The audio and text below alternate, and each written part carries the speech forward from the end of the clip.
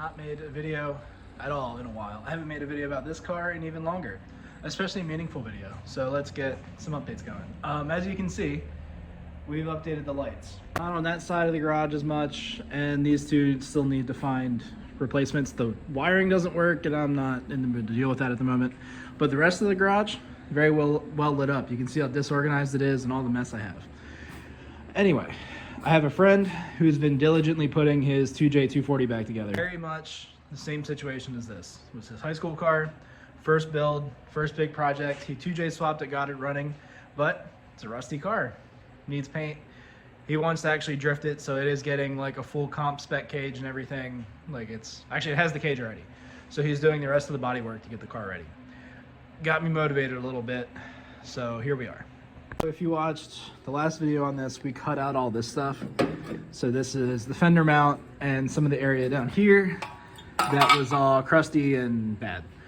There is still some more left to cut out. As you can see, that inner panel is rusted, which is here. So I'm in the process of getting these spot welds out, getting this piece off, and then we can kind of work with that. I have a feeling we're gonna end up patching this piece in just because, sorry, I had to adjust the zoom.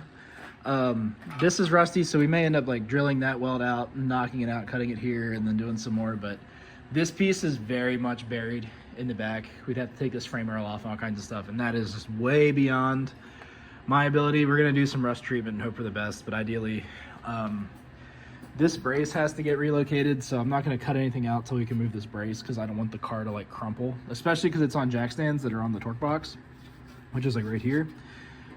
I kind of want to keep it fairly rigid. That way we don't weld it into a bad spot. But as you can see from the inside, that panel is kind of rusted, and that's what butts up under the rocker. So that goes in there. So I got to scrape that seam sealer out, which is also going to suck with this bracing here, but I'll find a way.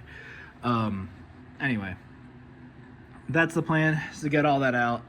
My buddy that was helping me with all this is going to come up and weld it. And I don't know if I showed this in the other video, but to make life easier, I have a donor section of another car that is fairly rust-free. But we have everything we need, and it is way better than what's there, fortunately. So I have to start piecing this quarter of a car together or apart at some point soon. It's got a nice handle on it, so I can move it to a good work area, and you know, we'll make it work. I started making a pile of things to get powder coated.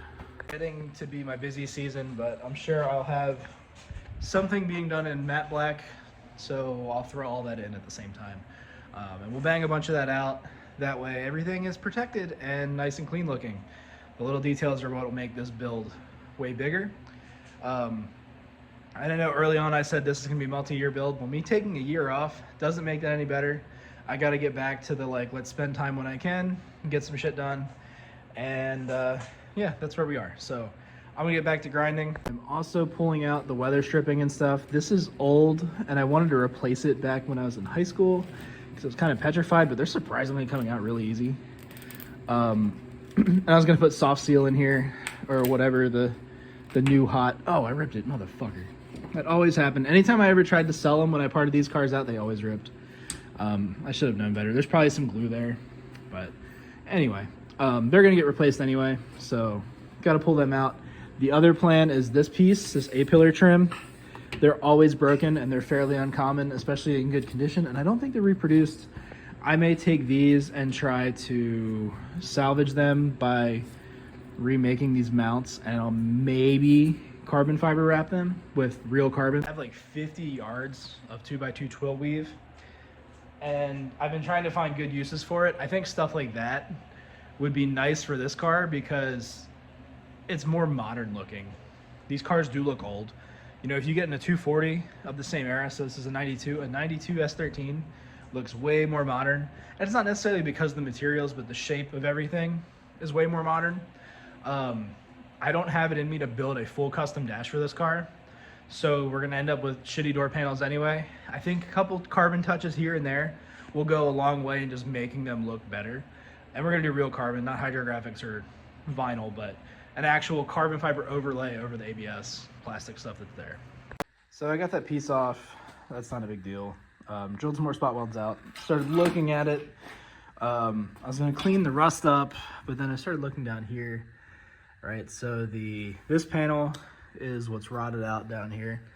So that's all gonna get replaced. I'll have to talk to Austin, who's gonna do the welding, and see where he wants to piece this in.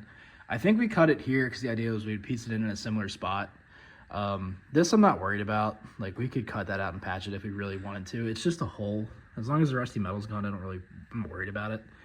Same thing with this, like we can just weld that and it'll be fine. Same here. But I gotta see where he wants the line.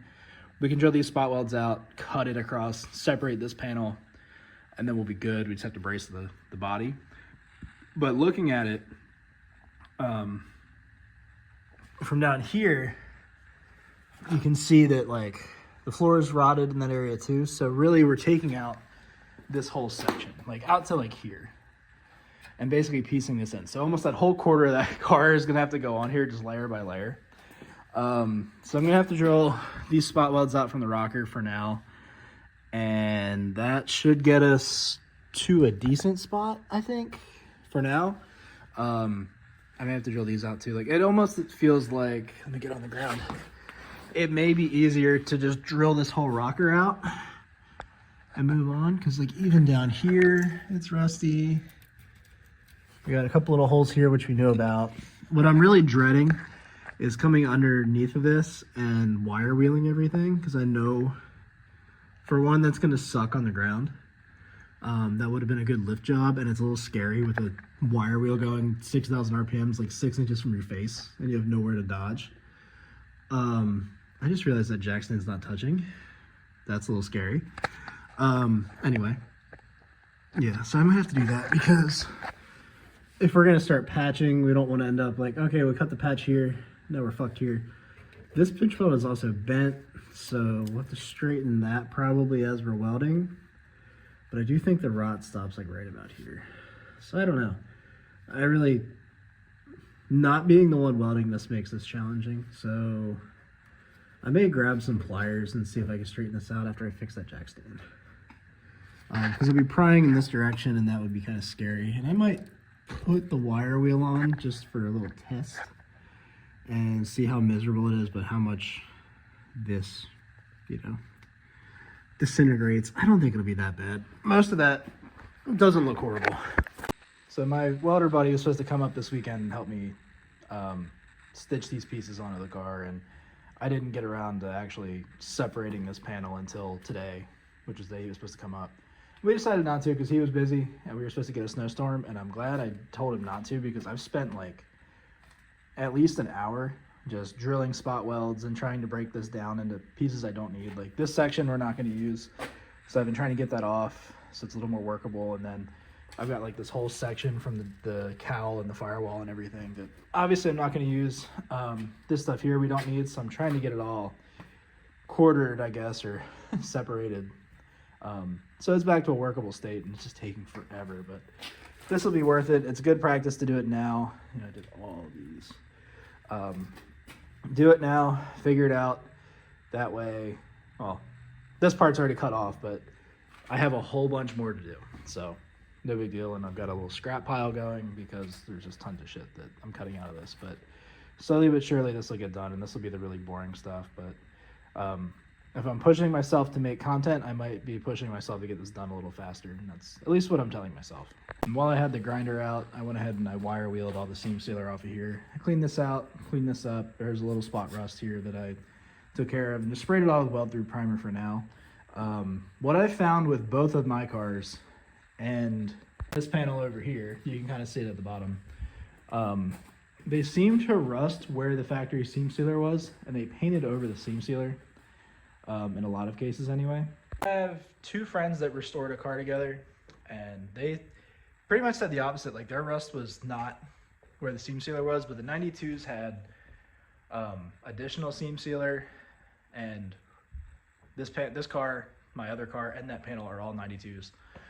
So maybe they have additional seam sealer that caused issues. Either way, my plan is to knock all the seam sealer out, paint everything, or rust treat it, even after I grind it down, put preventative stuff down, zinc primer it, paint it, and then seam seal those areas again with like modern seam sealer. that seems like the safest thing to do to prevent rust from coming back in the sooner than later kind of future thing. But it quickly is getting cold in the snowstorm, and my garage is freezing, and the heat's on, but it's not doing enough, and all my batteries are dead, so I'm gonna have to call it for now, at least until it gets warm in here again. So yeah, that's what we're gonna do for now. I'm also out of grinding discs and spot weld cutters, so might be a couple days before I contribute to this anymore.